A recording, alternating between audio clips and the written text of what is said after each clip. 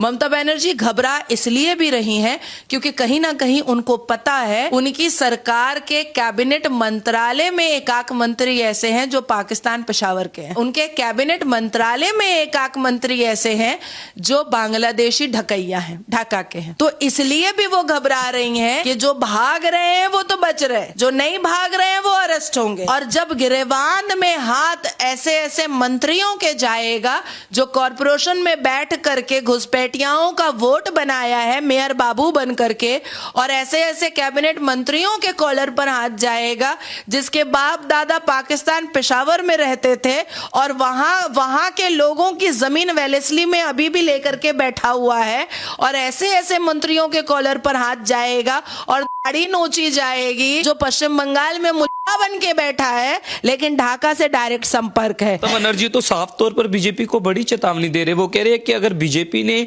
SIR जैसा कुछ बंगाल में कराने की कोशिश की तो वो बीजेपी की नींव मिला देंगे। हर खाली घड़ा ठनकता है, जिस पेड़ में फल नहीं होता है वो पेड़ हल्की हवा से भी हिल जाता है और हमें हिलता हुआ दिखाई देता है। तो जाहिर सी बात है कि उनकी दुखते हुए दर्द पर जो हाथ रखा गया है तो चीखें तो निकलनी ही हैं, और बस इसीलिए चीखें निकल रही हैं। मैं एक बात बता रही हूँ क्योंकि मैं 4.5 दिन के दौरे पर अभी पश्चिम बंगाल से होकर आई हूँ, जीरो ग्राउंड पर उतर करके आई हूँ। ये जो टीवी चैनल पर और पत्रकारों के कैमरा पर जो घुसपैठिया इस बात को एक्सेप्ट कर रहे हैं कि हम तो बांग्लादेश से आए थे लेकिन अब हमको जाना पड़ेगा, तो क्या इसको भी इनकार कर सकती हैं ममता बनर्जी? क्या इसको भी रोक सकती हैं ममता बनर्जी?